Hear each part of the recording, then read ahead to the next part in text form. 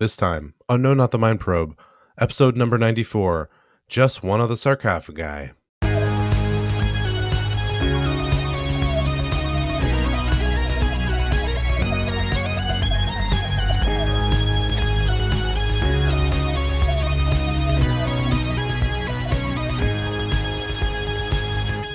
Welcome to not the Mind Probe. No, I just can we focus up, everybody? No.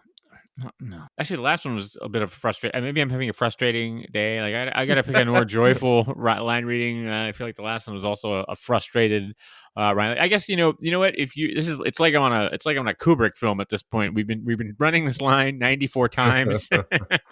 I mean, just stick with it, right? That's where you're gonna find it. You're gonna find it on right? that 150th one. Like that's. I will say. This is, since it's relevant because it's genre specific, but I read an interesting story about Star Trek II: The Wrath of Khan, which is a fantastic one, and William Shatner gives a very good performance.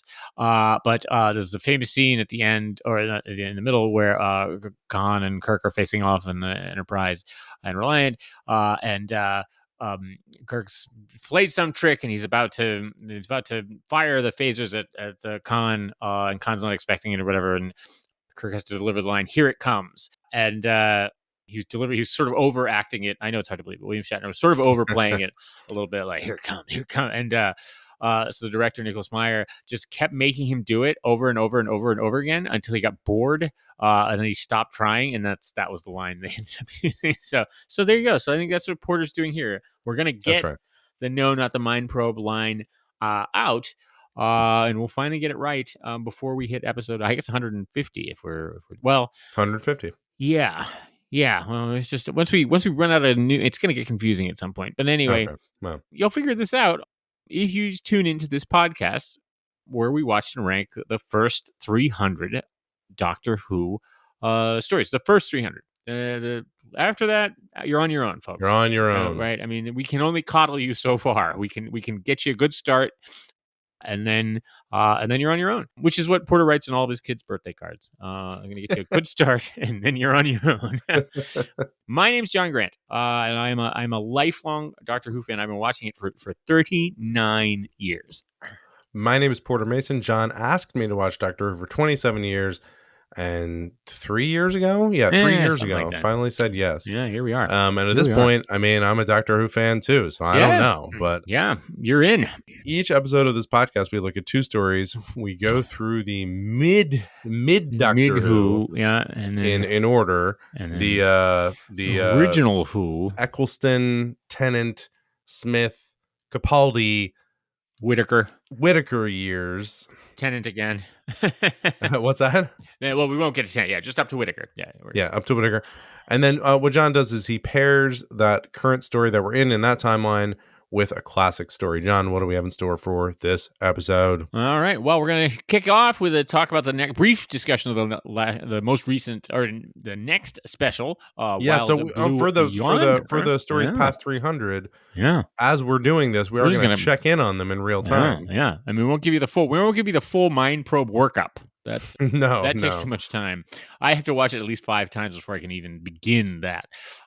But then, yes, we're going to move forward in the Capaldi Coleman era with the next story picking up from the seemingly shocking breakup of the Doctor and Clara at the end of Clara's out, so Clara won't be in this one, obviously. So, probably not. Moving on.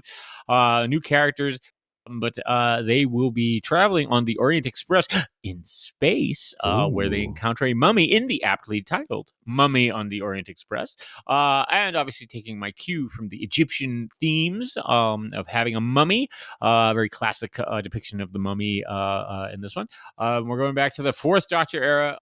The Fourth Doctor and Sarah Jane Smith in the classic Pyramids of Mars. All right. Well, I'm looking forward to John's contributions to this episode because he is actually an encrypted mummy. He has not been alive for thousands of years. Yeah. It's part of his charm, just part of his Yep. thing. So I Yep. can't I wait. And love we've never that broached that bandage look. subject No. No. on this show, but it is true. No, but John did go to Egypt, and he also And I've did been on the Orient Express. This is going to be a bumper and did episode. ride on the Orient You're Express. hearing So about me. If you tune into this podcast to hear about me, and I bet you do, I guess if you're my mom, you probably do. But my mom actually doesn't listen. Then this is the app for you. But we got to start with a Wild Blue Yonder. oh gosh, I keep forgetting. Yes, the Yeah. Wild Blue Yonder. Okay, so So picture it, Sicily. We're in special number 2 yeah. here. Aired on December 2nd, I think. Yes. And so we have Doctor and Donna, and at the end of the last special, we should say, the whole plot happened, and then Donna and the Doctor are like, can we just go have an adventure now that we know, like, everybody knows everything, we're all back, the world's saved, great. Can we just go have like one of the old days, like one of the adventure? And then her family is like, sure, like go for it, but come back right here after. Then she So that immediately this spills is coffee on the TARDIS, and then she spills coffee on the TARDIS and it goes haywire. So then we start in this special, the result of that, the TARDIS is going weird. It kind of ejects them out, and they're trying to figure out where they are. They're on this spaceship. They find out that there's another huge. Doctor and Donna there. Or we slowly start to find out there's It's a slow nice burn. set of scenes where the Doctor and Donna are talking to each other, and then slowly we realize, like, wait, are we cutting between two different scenes? Or do they think they're talking to each other right now? And slowly we realize the Doctor is talking to a fake Donna, and the Donna's talking to a fake Doctor. We find out we're on the edge of the universe, right? Yeah, very far edge of the universe. Because Donna looks out and says, "Why are there no stars?" And he's like, "Because this is it. Like, Yeah. that's, That is. And there's these beings on this spaceship that Came from another universe. Yeah, or came from whoever's out past the edge of the universe. I guess they showed Right. up. They're coming But from they're that, malevolent. Like, they're not. They're yeah, they're bad. not good creatures. Not good creatures. And we find out that the spaceship has been abandoned, and so slowly we start to see that these beings are trying to. We're trying to get what they are. We're trying to figure out what they want. Are they trying to kill them right now? We realize they're trying to copy them. Yeah.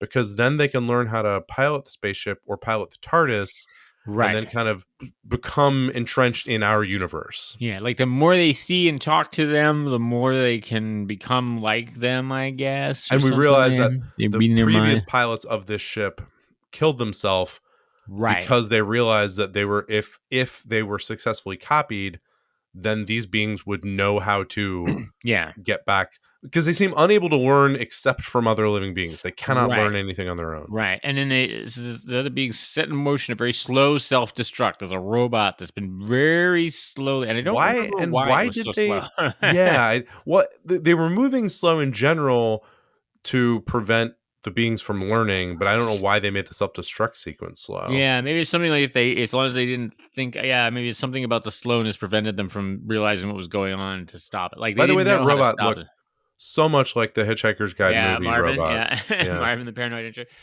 Yeah. Did you like this episode? I'm curious. What was your take? I really liked this episode. Okay, good. All right. I have to say, the very beginning was kind of like when they were just doing a lot of the Disney CGI graphics driving around the spaceship. I was like, okay, like clearly someone's just sort of having fun with this money, because it was so clearly like only these two actors, no one else. But then just this huge sets, I was like, oh, okay. But as it went on, and the Stephen Moffat plot of this, of like, how do they fight against the evil versions of themselves, and kind of they have to, like, the Doctor has to solve the problem, but as the quicker the Doctor solves the problem, the quicker then his version of himself can solve it too. And like, I thought that was all really interesting. Okay, this is interesting. So there are a lot of people disappointed by it, including me a little bit, because and Russell T Davies actually acknowledged this in some of the post stuff. They set up all this secrecy about it. Like, there were no one scene from this only in the trailer for the specials. No others. Doctor Who magazine, they did a little preview of each of these specials, and they redacted the cast list. Like they were like, none of the other cast are listed, and so they amped it up. There's this big secret thing, and so everybody kind of if you're following us, all the fans, and everybody like, oh, it's the 60th anniversary. Matt Smith, Peter Capaldi, Rose. Oh, they wanted They're more all guest showing stars, up. and Right, this is going to be it. They're not showing us any of this because they can't. It was all filmed in studio, so of course there's no leaks or anything like that. So everybody spent the whole episode being like, "It's it. Matt Smith. That's Matt Smith's coming right now. Right, he's coming around the corner." And then like you get to the end, there's like 10 minutes left, and you're like, "They're really going to shortchange Matt Smith at this point."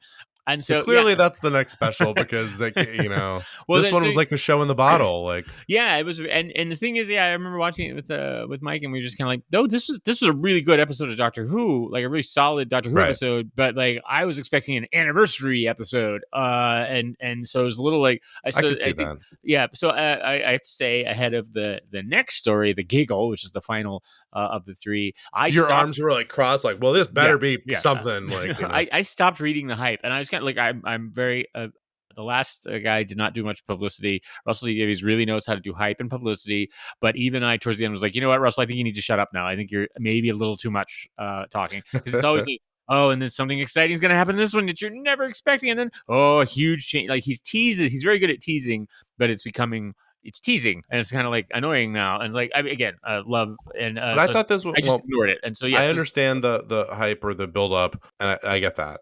I didn't have that for it, right? Yeah, but I thought this was funny. It was well written. It had legitimately funny parts to it. I want to rewatch it because I do want to reevaluate it without now. Because yes, and I've heard from other people that, oh yeah, it was great, and it was scary. It had some creepy moments. Definitely, I love the throwaway thing to Isaac Newton at the beginning, and then the Mavity. Like I just really enjoyed it, and I enjoyed this in a way that I didn't enjoy the first one as much, because this one to me seemed more like I was like, I want to know what will happen at the end of it. Yeah. With the last one, I was like, I don't know. I imagine they're going to kill this little like Furby looking thing at some point. Like I just wasn't that wrapped up in it. And then this was also gives us the nice little ending, and this was why the cast was redacted. And so it was a nice little surprise. You get Mott, Wilfred Mott at the end, who passed away last year, right? He did, and so it's not a spoiler. Russell T Davies said after this one, it was dedicated to Bernard Cribbins, and Russell T Davies said after this, he's like, this was the final appearance of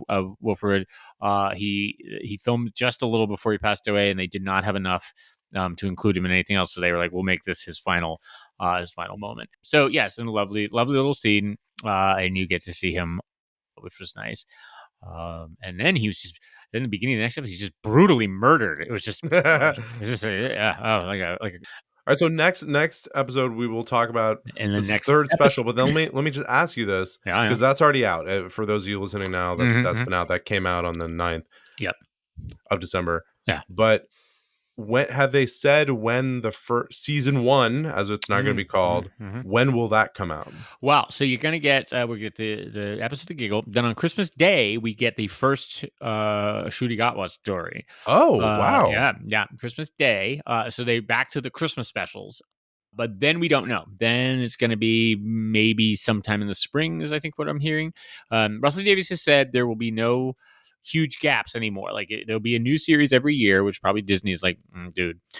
And and so they finished filming series 1. They're halfway through filming series 2 at this point. They've actually written the second.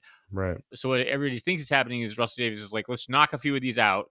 And then we'll turn our attentions to the spin-offs and all the other stuff that's going to be coming as part of this deal with Disney. Confirmed and planned, a bunch of spin-offs and stuff? Yes, it was part of the deal with Disney. Nobody's sure what. Everybody's pretty confident I'd share this, that there's going to be a unit spinoff that they're setting up all these characters, and Kate and I can't remember her name, but the scientist in a wheelchair, I forget her name now, who's great, but and yes, they're clearly setting up a unit spinoff, it seems like, but there'll be others as well. All right. Well, let's turn our attention to the main business, the present. Let's get to the past. The driver of this economy here. Why people tune into Mind Probe. Why all 12 of you listen. Mommy on the Orient Express. This is Series 8, Episode 8, story number 249 of 300 Doctor Who stories. Yeah. It aired on the 11th of October in 2014. And this is, well, again, as we said, notably, it is Clara. Danny's there, but Clara's really the companion. Yeah. Danny is he has a speaking part. Yeah, But it's really Clara and the 12th Doctor. So let us listen to a clip from Mummy on the Orient Express. Focus, focus, focus. All of that is your grief, your trauma, your resentment. Now, it's mine. It's gone. No, it's not for me, because now it thinks I'm you. Stop the clock. Hello. I'm so pleased to finally see you. I'm the Doctor, and I will be your victim this evening. Are you my mummy? You can't hurt me until my time is up, I think.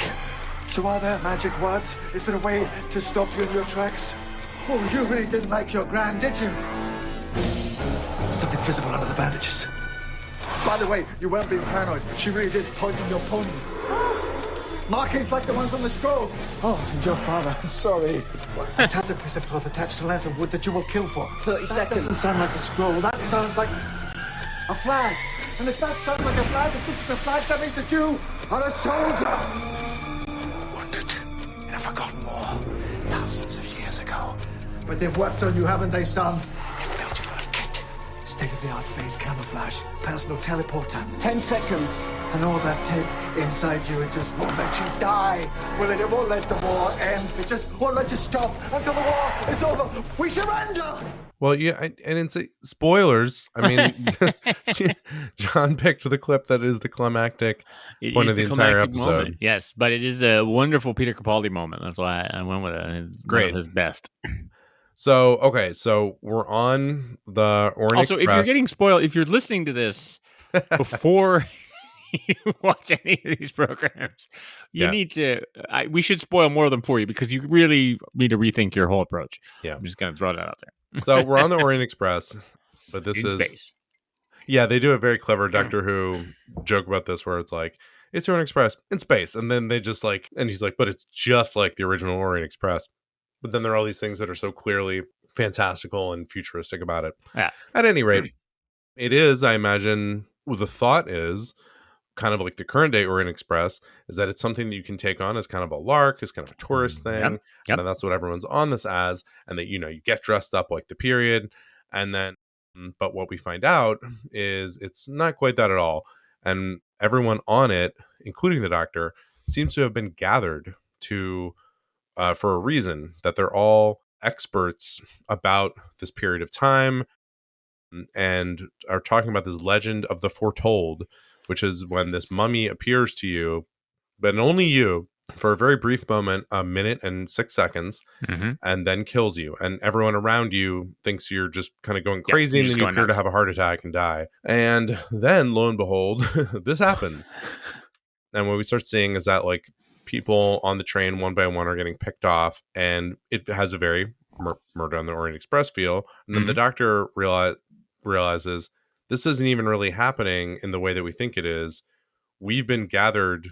This is clearly this foretold entity is on this train, but someone has brought us here to try to figure out what it is and stop it. And then the facade comes down further. It looks more just like a laboratory, and everyone on the train is there to solve who this is. And the computer, what's been calling itself the computer, Gus.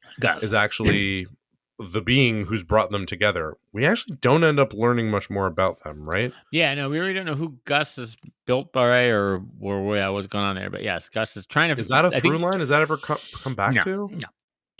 Just trying to, I think it feels like one of those bad wolf things. I'm like, oh, maybe it's at least maybe. Let me. Who knows? Maybe it is. Maybe I missed it. But like, I don't think it hasn't so far this decade. Yeah, but like, you never know. Yeah, someone will pick it up. And I think Gus's motivation was trying to weaponize it, right, or something.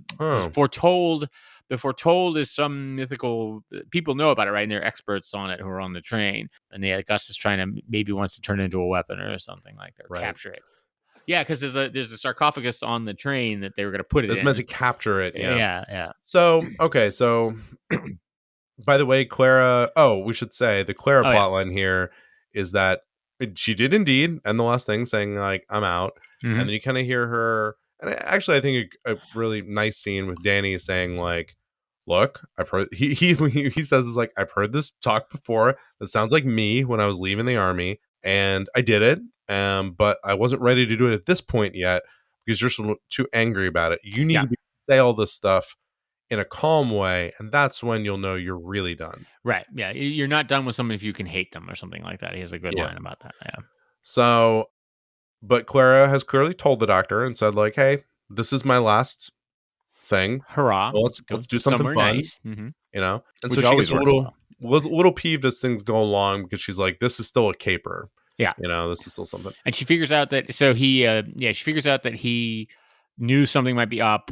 Right. And also if you remember at the end of the very first Matt Smith season with Amy and Rory, when they get married, and then they come on the TARDIS, he gets a phone call, and he says something about like, there's a mummy on the Orient Express in space, and then like it's sort of like an enticement thing to them. And Peter, the doctor, says in this episode, it's like, oh, yes, they've tried this computer's tried a couple times, I guess, or there's been several attempts to get me onto this train. He didn't know exactly what was going to happen with the computer stuff, but like someone had been trying to get him on that train for a while. Speaking of callbacks, in that little run there, did he say, "Are you my mummy"? Yeah. Yep. Which is a callback to the nice little callback. Yep. Gas mask one. Gas mask, yeah. The Stephen Empty Moffat. Child, yeah. Empty Child. Dr. The Doctor Dances. Yep. Okay, so anyway, so Clara's a little put off by this, but also is kind of into like, she's both put off and also does get excited by these capers and is roped in. What we end up finding is that they figure some things out as it's happening, and they figure out, wow, the being seems to attack the weakest first. Then we realize so then they kind of know who's going to come next. And then Clara's with this woman, and the doctor throughout, not just to Clara, but to the other people, is being the doctor. And I'd say particularly to Peter Capaldi doctor, but actually watching Pyramid of Mars and some of these is like, this is kind of always who the doctor is he's it's not that he doesn't value each life. It's just he's always big picture. So he's like, I'm not going to take time. I think he says it here. He's like, when someone has a gun to your head, you don't have time to grieve about the last person shot. Like, you deal with that later. Like, yeah. And as soon as someone sees he realizes they start to realize when people are going to start seeing the thing, and they start the clock and all that kind of stuff. And he's just like, you have to tell us everything you're seeing. Like, don't. And the guy's like, I'm dying. He's like, let me choose how to die. Yeah, you're dead. But you can help us. You can help save other people if you help us, give us information and stuff. And then as soon as someone does die, he's immediately like, okay, what can we know? What can we do? And they're like, can we just have a second here? Like, someone was just killed in front of us. He's like, and he's saying, no, like we don't have this. And the same with Clara. He says, like, tell her whatever you need to. Tell her I can save her. Get her over here so we can like get another data point about how this is going to work. I do this at funerals to this day. I'm just like, so what did she say on the way out? Did we learn anything useful? Did she say anything about an afterlife? Come on, people. So One of us is next. Clara does lie and gets a woman over there.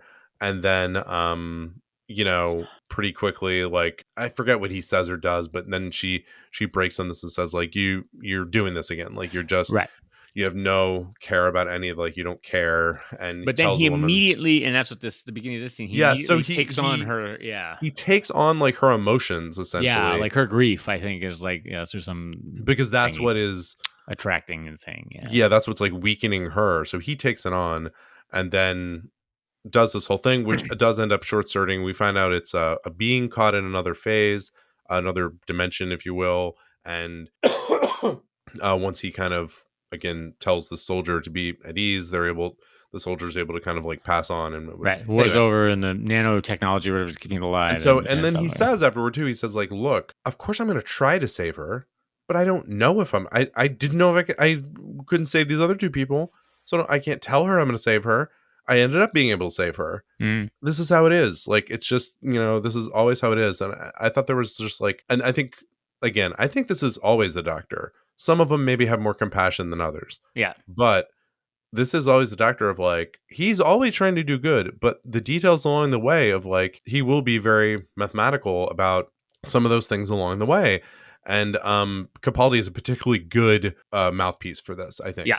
this doctor is a good mouthpiece. He's like, I don't have time to deal with all this BS. Like, let's just, So then at the end, she still was going to go. And then, like, when she just has a brief conversation with Danny, they don't talk about any of that. She just say, like, no, I'm coming home, still coming home. And then when she comes back, she's just like, never mind, I'm all in, I'm going to stay. So I really like this episode. But this Clara whiplash back and forth is still dumb to me. And in fact, her thing at the end where she's like, now I'm all in and that like the adrenaline was good and I want to keep doing it. I didn't buy that just as much as I didn't buy the like thing at the end of the last episode where suddenly she hated all of this. Yeah. So, but I really like the episode, but just that little piece of arc that is not an arc that clearly just goes away now was really odd to me. Well, so it's clear, and we'll see this in subsequent episodes. So she's basically going to lie to Danny now. She's basically like, it's over, we're done, blah, blah.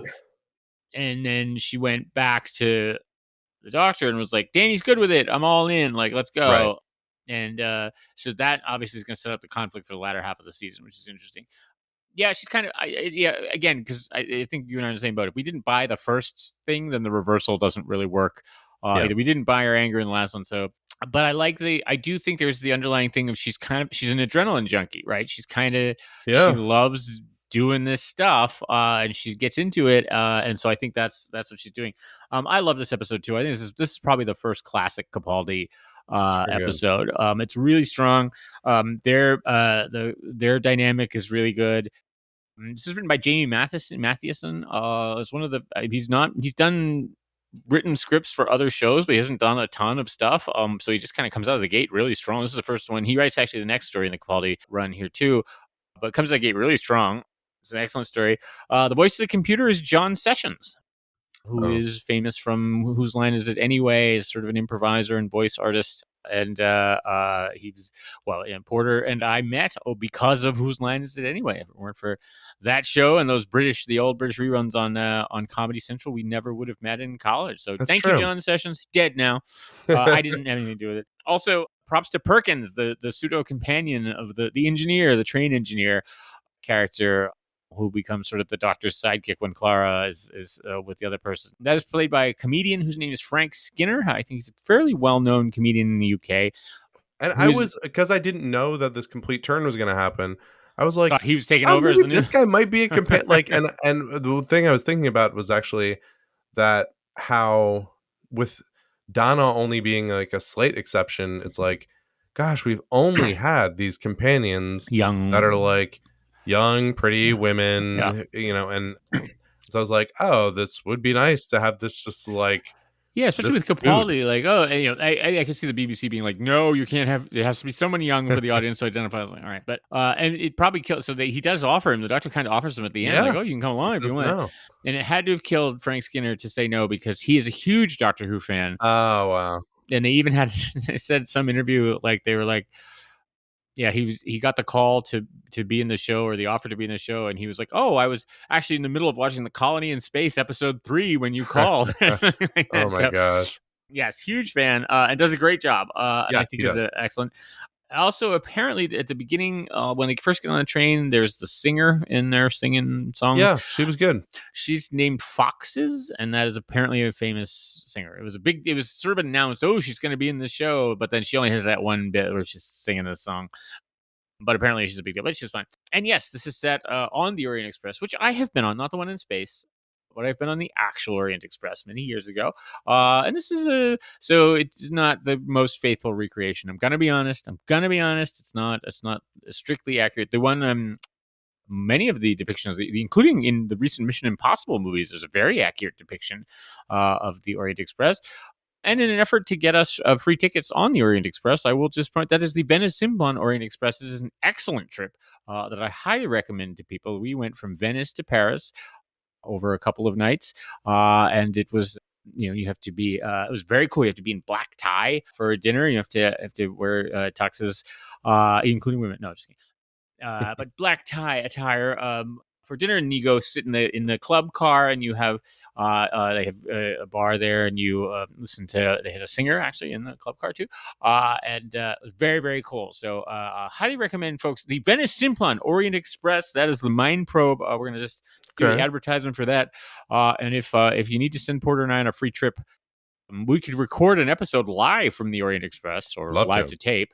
We could do this one again. I kind of think this is our first shot at it, so I think we could just do this one again. Yeah, we do another run of this, whatever. With a very special Orient Express episode. But yes, this is a great episode. I really like this. So let's move on to our classic story, another Egyptology themed People love episode. Egypt. Doctor Who loves Egypt. The Pyramids of Mars. Pyramids. This is season 13, story number 3. This is the 82nd Doctor Who story ever. Mm-hmm. It's a 4-parter. It aired October 25th to November 15th, 1975. So this predates John and I's birth. Mm-hmm. And, so it's interesting that the world existed prior to us. I'm still not clear. I'm not sure it did, but yeah. Well, this episode would be proof of it, but unless it's all staged. It's really hard to say. Like the dinosaur bones. They were all put there by Jesus. That's right. Yeah. To fool us. By him himself. Yeah. Jesus single-handedly. He was like, all right, I got to get these dinosaur bones down. I got to get these tapes of Doctor Who in. I got a lot of work to do. We have the 4th Doctor, we have Sarah, and we have Sutek. Oh, yeah. And big old Sutek coming in we hot. will hear a clip now that John has found from this episode. Mm-hmm.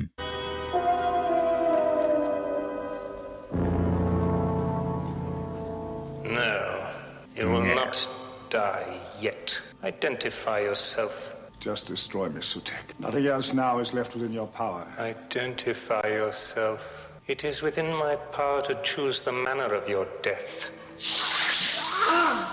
I can, if I choose, keep you alive for centuries, racked by the most excruciating pain. Since your interference has condemned me forever to remain a prisoner in the Eye of Horus, it would be a fitting end. You would make an amusing diversion. Identify yourself, plaything of Sutek. Great voice. That is I want that voice. That's like the James Earl Jones of English. It's Gabriel Wolf. Woolf. Sutek. And I love both the deep voice, but also the enunciation. Everything is like Sutek. And I do believe he has done, or I think he's passed away, but did do a lot of radio, which would make sense. It makes me want to work on my diction more for this podcast. By the way, Sutek, when we saw the skeleton of the previous pilot in the previous episode, similar, could be a being similar to Sutek. Yeah, it's got that jackal look from the Egypt. The Typhonian animal. Mm-hmm. Mm-hmm. Okay. So I'm going to tell you some basic stuff that I gleaned from what happened.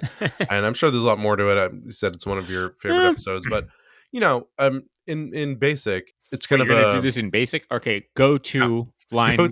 Line 20. No, I mean, the basic story is similar to like an Indiana Jones, I feel like, episode. Mm-hmm. We're here with a professor excavating a pyramid. He finds like a door to a secret chamber that's perfectly preserved. Mm-hmm. Everyone else runs out because they see a certain inscription on there. Mm-hmm. Mm-hmm. He goes in, excuse me, and he's clearly he gets hit by like a green light. Green light, yeah. He becomes possessed by something, which is Sutek. The Doctor and Sarah Jane, they just end up they're trying to get to Unit, I think, right? Yes. So there was just an episode. I think a Terror of the Zygons had ended, and they were going to go back to Unit HQ to London. And they were going to take the TARDIS, and then so far they've gone to like alien planets and everything. So they're just keep trying to get back to Unit. So they show up, and Sarah Jane, I think, right away sees like a weird thing going on, and no one listens to her. Yeah, but they're at like an English estate. And the butler finds them, and they're at the Scarman estate. And Marcus Scarman is who we just saw getting taken over by Professor Sutek. Scarman. Mm-hmm. And, basically they're trying to figure out what's going on. But what is going on is he's been taken over. He's slowly doing the bidding of Sutek to kind of bring him back into this world. Mm-hmm. And, well, he's trapped in a pyramid. He's trapped in the pyramid in Egypt. Right. And yes, he's trying to break him out. He's trapped by Horus. So Scarman is like reanimating mummies, and like all these things are happening. and the doctor is trying to stop this. The mummies look a little funny to me. They're very barrel chested. Well, they're robots, right? They're robot mummies. Robot mummies. Yeah, and he and so makes them, I guess. Yeah, well, so the Osirans were the gods, right? And they so had, so Sutekh is an alien being, right? Yeah, he's correct. he's the Osirans. They became the gods of Egypt because so basically it buys into that whole conspiracy theory that like Egypt was founded by aliens. Yeah. And is it I'm confused. Is the person who's making all the inventions, is that also the butler? No, that's Lawrence Scarman's brother. His brother. Okay, sorry. It's not really explained, but like Marcus Scarman, it's clear like Marcus Scarman is the older brother and so lives in the giant house on the estate.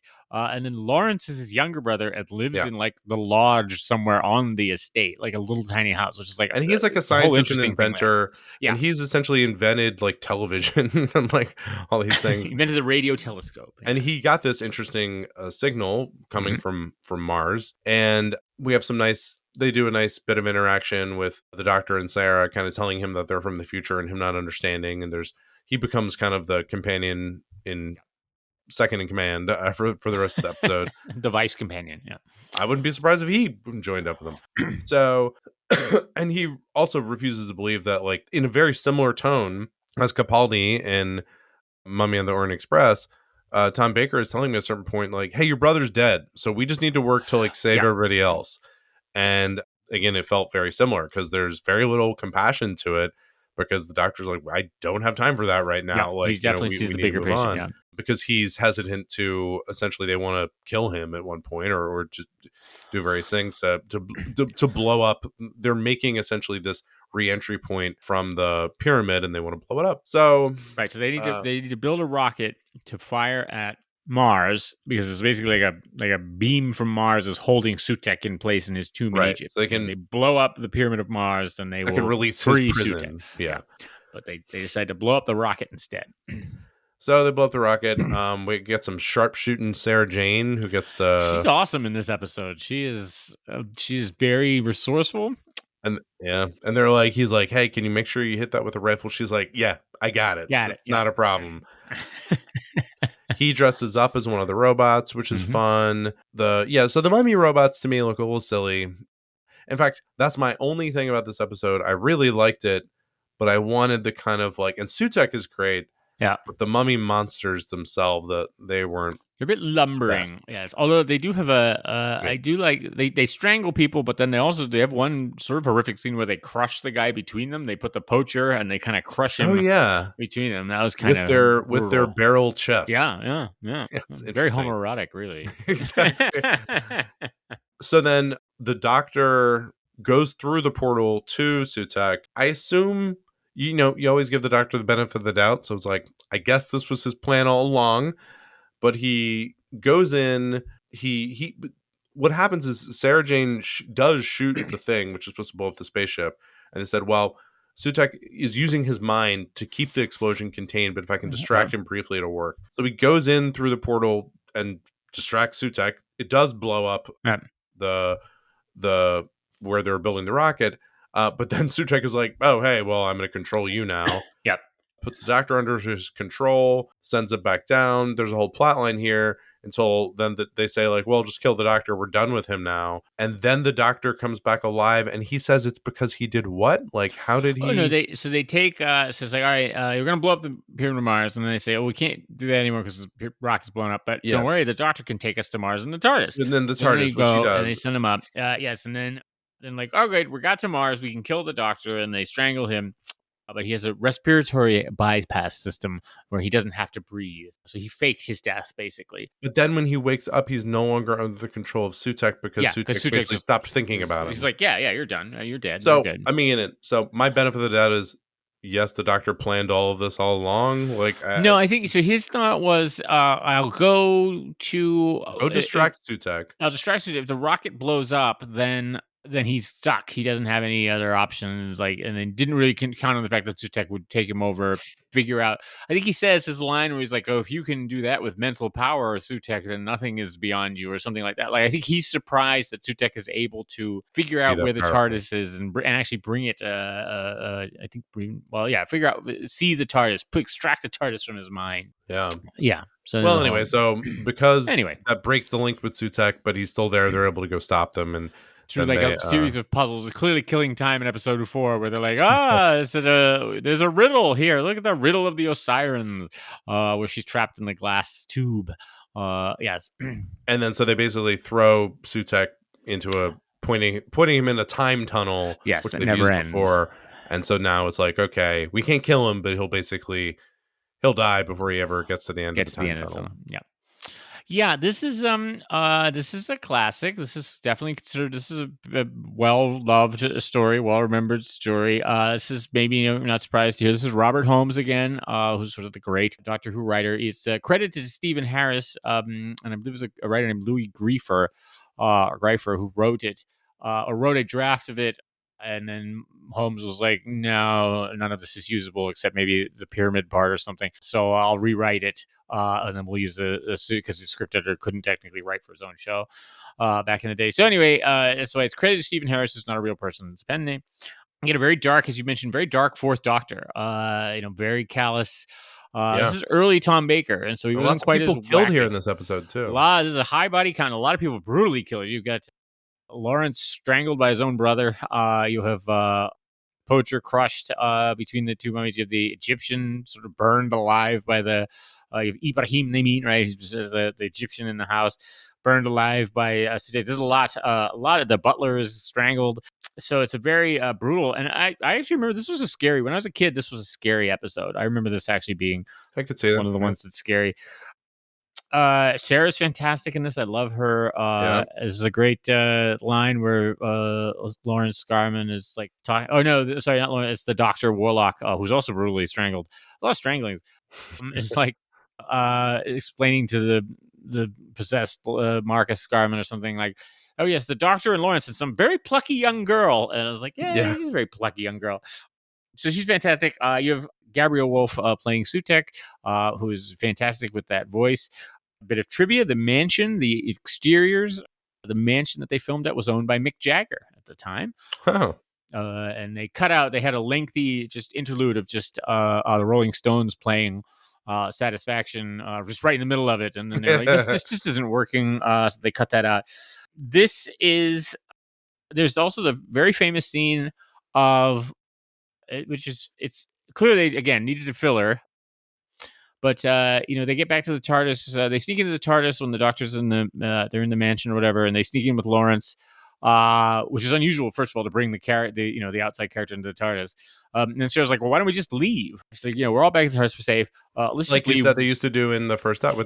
Yeah, but also like we know that Earth. I'm from the future. We know that Earth isn't destroyed in 1914, and so the Doctor says, "All right, I'll show you." And so they take off and they land in 19, and then it's a wasteland, and she's like, "I'm from 1980," and then they have the whole conversation about saying like, so we can do these things that change, which is very different from there's often these fixed point in time things and stuff like that. So, and I can't. It's maybe like the point is like, hey, we're maybe part of history. Like maybe us being there is actually a part of because they came here accidentally, right? Yeah. So maybe that's always been. So this is, and I hate to drag you into this, but I'm going to drop you into the middle of Doctor Who controversy here. This leads to the very famous unit dating problem, which is if you're a member of Unit and you want to go on Tinder. No, this is when are the Unit stories set? When is Sarah says there's some stories that are supposed to be like there's some argument that the stories are set in a near future. So like.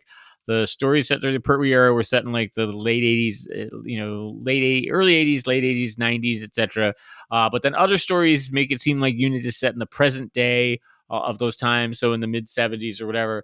And so when Sarah says, "I'm from 1980," and they go to 1980, it's like, well, no, you should be further ahead than 1980. I don't know. It seems to create some issue with the dating of the stories, so people are like never sure when exactly the unit stories. So, which goes back to, folks, a couple episodes ago of Mind Probe, maybe just two, when we talked about present day set stories and the problems they create. But this is clearly one of them. And then, yes, you have, of course, this is set in Egypt, or the beginning is set in Egypt. And I will just say I've also been there. And you know what? It's relevant to my early Orient Express trip in that. So when I was 40, I went on the Orient Express because I loved Agatha Christie Murder on the Orient Express. And then I was 45. I went to Egypt and took the riverboat down the Nile that Agatha Christie took and wrote Death on the Nile about. So this is a sequel. That was a sequel trip to my Orient Express trip. And I will just say it was a fantastic. Go to Egypt. Egypt Tourism Council. You could also sponsor Mind Probe. But to make this relevant to the podcast, I during some of the tours and stuff like that, the tour guides asked questions about Egypt mythology and stuff, and I knew a number of answers because of this episode. Well, does anyone know who Set's brother was? Like Horus, I think it was Horus. And it was like, oh, yeah, well, yes, and then they're like, you name, oh yes, all the names of the gods are recorded in the tomb of Tutmosis III, and they're like, yes, and like, yeah, because I have this episode memorized.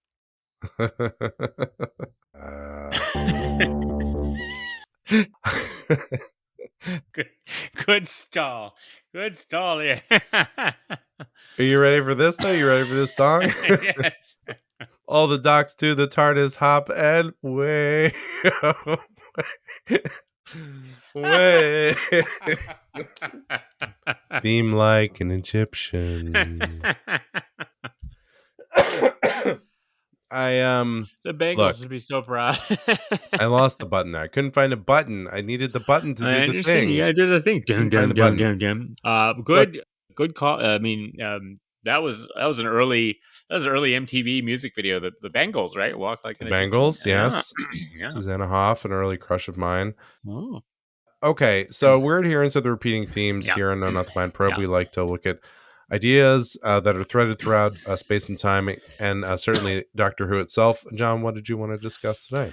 All right, let's talk about all right this problem because I held back in the discussion of Pyramids of Mars, which is it doesn't make any sense.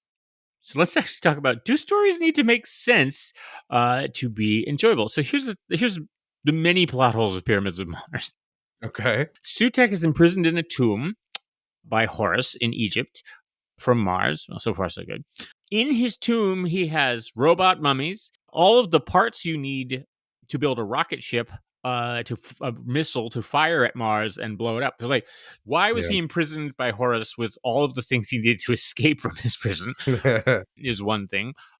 Why, once he takes over Marcus Scarman, why do they have all of the stuff from the tomb shipped to England to the house? Why not just build the rocket in Egypt? Why send it all the way to England to have that done?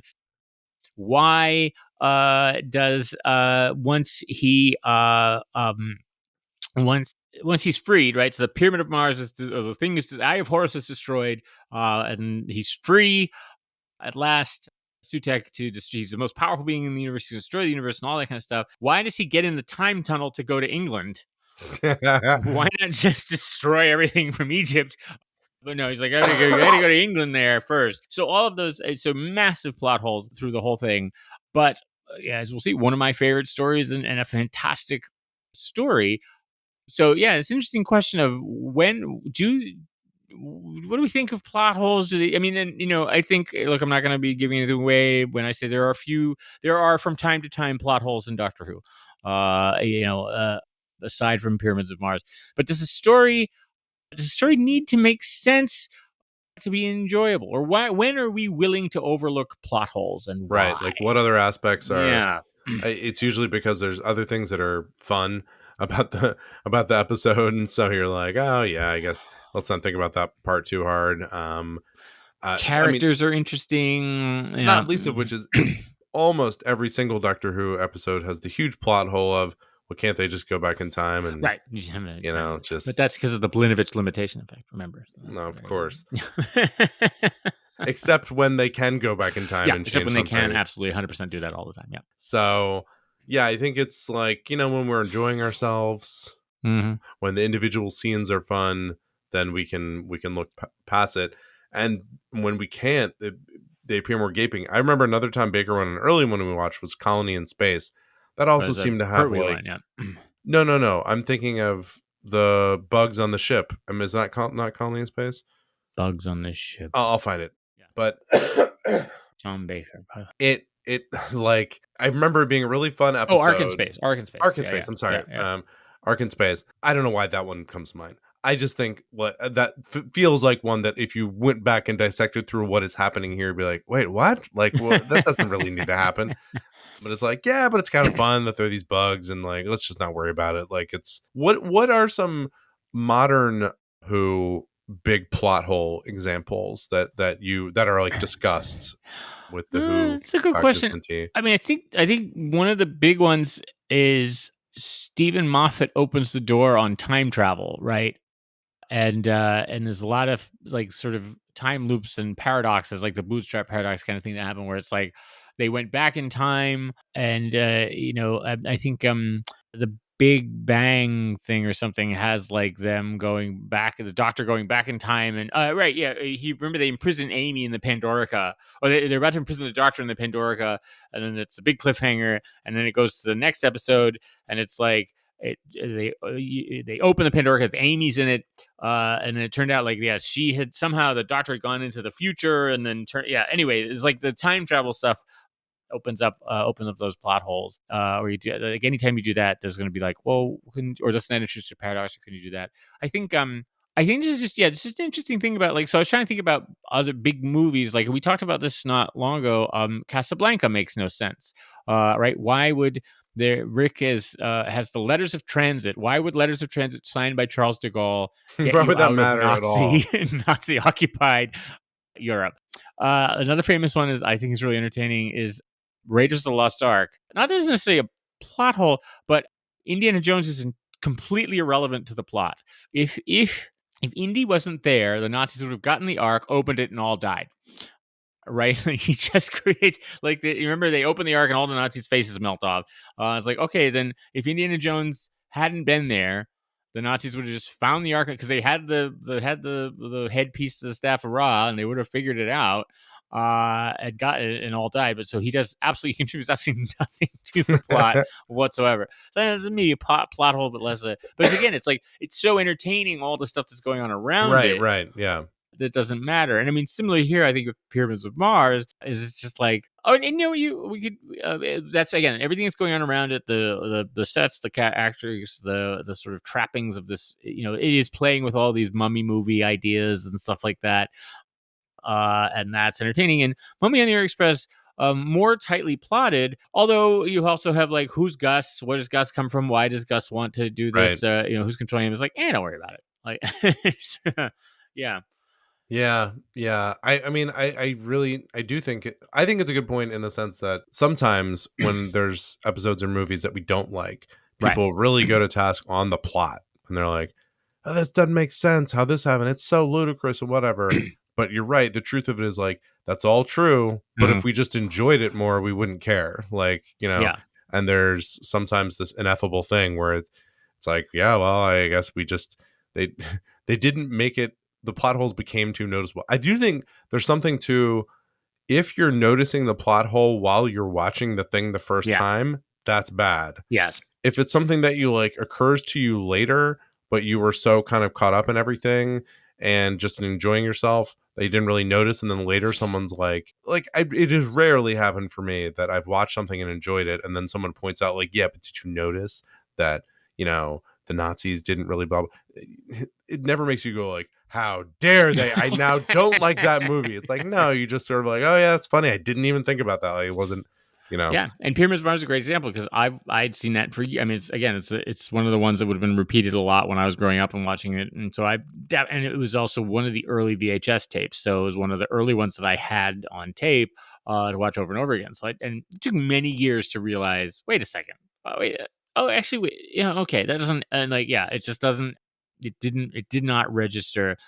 with me. And yeah, I think if it's so entertainingly if it's entertaining nonsense, it works. Which is the flip side is like I appreciate a tightly plotted story, right? A well crafted puzzle where the story is really clever and at the same time maybe it is like the problem with those is you maybe have to watch them several times. I think that may be part of it. Is like I can, maybe it's age, but like I'll watch a story or a movie or something like that, and I did just some of the plot, but not a ton of like it's like. But I rewatch stuff too, so maybe I don't. Maybe I just assume I'll watch it again, so I don't pay that close attention. But yeah, it's like it's you have to really signpost a plot for me to really be sort of steel trap grabbing. Otherwise, I'm just kind of like, oh, that's fun. Oh, that's entertaining. Oh, that's cool. In this Collider article about the big plot holes in Doctor Who, there's they talk about the Clara when Clara goes into the timeline and stitches up everything. That basically the episode before that was mentioned that you can't do that. Yeah, but then they just sort of did. Yeah, and that and I didn't love that episode that much, and I think something like that when there's a plot thing gone wrong, one of the things that does feel bad is when it's something like that, like, oh, you told us we can't do that, but now we're doing it. It gets that thing we talk about, I think, when you watch your procedurals a lot, where something happens in the plot where you're like, well, how could I have known that? Like, yeah, you told me we couldn't do that, and now the resolution is, well, actually we can. It's like, that feels very unsatisfying. That sticks out. Yeah. Yeah, if you break your own rules. All right. I'm still coughing, but I'm making it through here. Yeah, but huge plot holes in No Not the Mind Probe episodes. I mean, oh yeah, they barely hang together. Well, and remember, we had whole characters, like we had Jenna, and then like she was in the early seasons.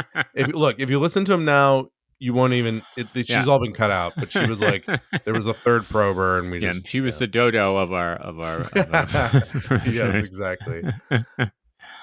All right, we have ranked 186 Doctor Who stories out of the 300. That is our goal. Mm-hmm. But we're gonna get too closer. We're gonna rank these two. Mm-hmm. Let me pull my little ranker, your little ranker up there. Here. All right. So first, Mummy on the Orient Express. Yeah, this was the best Peter Capaldi one so far, both because he was good. Hang in there. You have your hand up. Just put your hand up on the on the thing we're recording on. Now on my screen it says Porter Mason has something to say.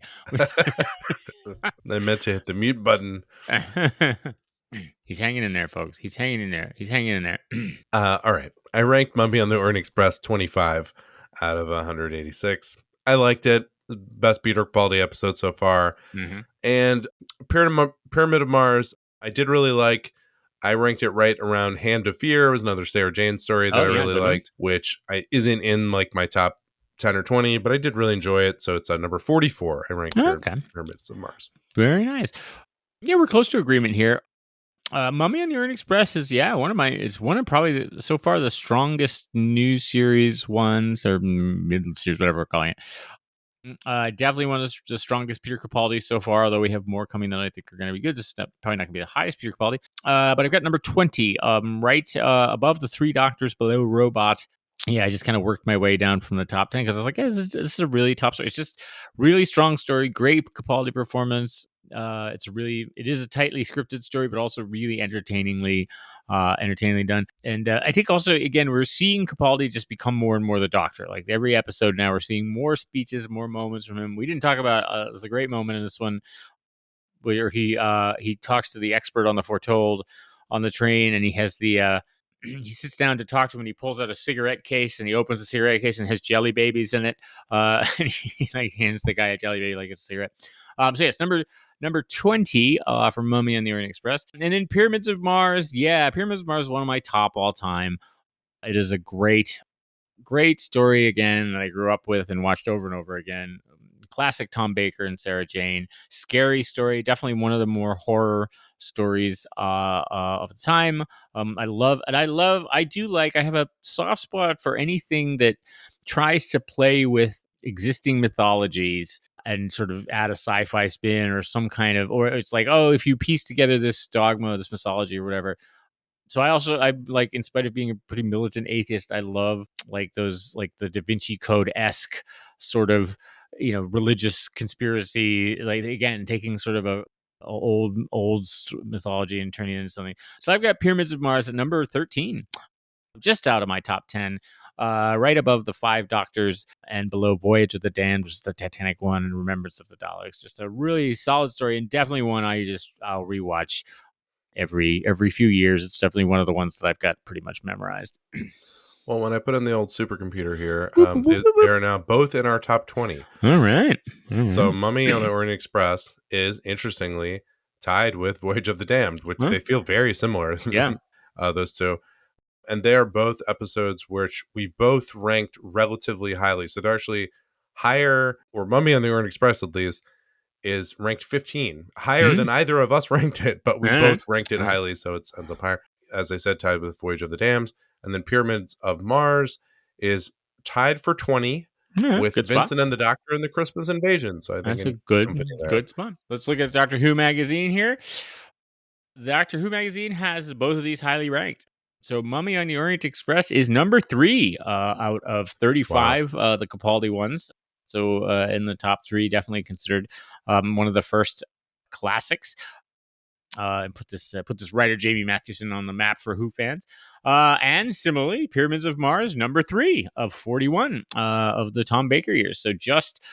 So number 1, City of Death. Number 2, Genesis of the Daleks. Number 3, Pyramids of Mars. Number 4, Robots of Death. Number 5, Talons of Wing Chang. So a very solid section of actually almost all of those except for City of Death, produced by Philip Hinchcliffe and written by Robert Holmes. So clearly an era that everybody loves. But so both number 3, so both highly ranked. And Pyramids of Mars has always been very high, 3 or 4. And in our Capaldi watch, this rockets him even farther up the charts as your number 1 Doctor. It moves him now well ahead of Tennant for me now. So making some ground there. For you, he's like, but far and away your favorite Doctor, and that's just how it is. All right, well, you can see not all of what we just said, but some of what we just said, including the rankings on the website, mindprobe.show. You can also see how to subscribe to the show there. We'd love it if you did that. Subscribe on Apple Podcasts or Spotify, and give us a rating. Give us also just share the podcast with friends. Yeah, tell your friends. Watch us on the YouTube and share your thoughts. Comment. The YouTube is confusing to me. There are I look at it occasionally. As in our channel, I don't mean the YouTube itself is confusing. I look at the YouTube and I am confused and frightened by it. But like the views are like the Time Heist Rebos Operation episode, 15 views. Okay, then Into the Dalek and the Invisible Enemy, 1 view. That one just didn't. Our fans angered apparently by it on some level. Talons of Wing Chang, 22 views. I mean, it makes sense, right? That's a big one in Deep Breath. People wanted to hear about the Capaldi. I don't understand you people. Well, so go to YouTube, watch some of the shows, further comment, just watch shows in a confusing way that will mystify think us. of John as like sort of a house cat that you're trying to just do things to throw off the track and just confuse and cause problems. Waving like a little ball of foil just thrown in front of me, and I'm confused and frightened. And you can also see on our website the watch order. You can watch along with us, see what we're going to watch next. John, tell us if they don't want to go to the website and they just are like, why don't you tell me right now because I'm listening to this episode. What are we going to watch next? Yeah, what we're going to watch next, we're moving on in the Capaldi Coleman. We're coming to the end of the season. We're starting to get to the finale here. But we have Flatline, which is the present day story. You guys, an interesting twist, interesting monsters here, or new set of monsters here, and also features the incredible shrinking TARDIS. TARDIS becomes and poor Peter Capaldi trapped inside a little tiny TARDIS that keeps getting smaller and smaller. So I've paired that with a First Doctor, Barbara, Ian, and Susan, very early story, where they are shrunk down to tiny ant size. And they end up landing in like a garden path in England. This is Honey, I Shrunk the Kids, basically. Yeah, Honey, I Shrunk the Kids. But here it's called Planet of the Giants. This little play. I'm like, oh, but it's not. It's just Earth. Ah, yeah. It's not. It's not a major twist. Yeah. So we'll be shrunk down to size in our upcoming eps. I was hoping when I was coughing there and falling in the ground, I was trying to point to you to say, like, John, maybe you talk now. Yeah. You talk. And instead, you took a long drink of water. I did. As to kind of like empathizing. Maybe your drink would help clear my throat. I was empathizing with you. Yeah. I think it's fine. I think people appreciate the sort of warts and all style of this podcast. Yeah. Like, ooh, that's behind the scenes stuff that you don't get to see. Well, they better appreciate it, because that's what they're getting. We're not going to edit that. Mindprobe.cough.